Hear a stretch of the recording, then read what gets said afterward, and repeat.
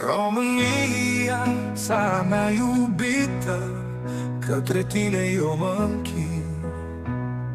Te văd că ești tare rănită și mă întorc ca să te alin.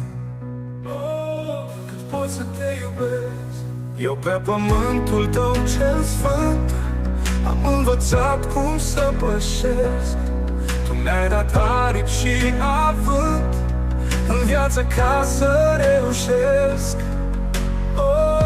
Cât pot să te iubesc, eu pe pământul tău cel sfânt am învățat cum să pășesc.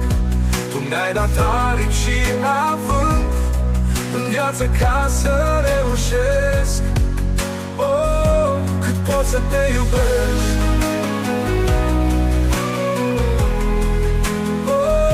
cât pot să te iubesc.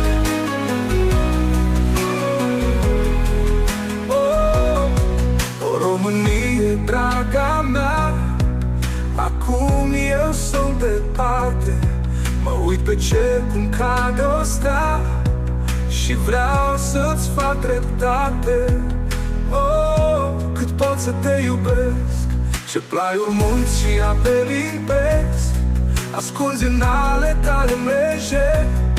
Și ce păduri frumoase vezi, un peisaj plin de miraje. Cât pot să te iubesc, ce plaiuri mulți și ape limpezi ascunzi în ale tale mreje. Și ce păduri frumoase vezi, un peisaj plin de miraje. Cât pot să te iubesc, câte minuni bogate sau ai, draga mea, de oferit. Foața argint cu bruz și aur, tu pe străini ai amuțit. Cât pot să te iubesc, comoara mea de țărișoară, prin foc și iad tu ai trecut. Nimic nu te mai omoară, abia acum ai renăscut. Cât pot să te iubesc, te rog să mai îmi dai o șansă, să-ți arăt cât te iubesc, să îmi deschizi călăviri acasă, unde-i pământul românesc.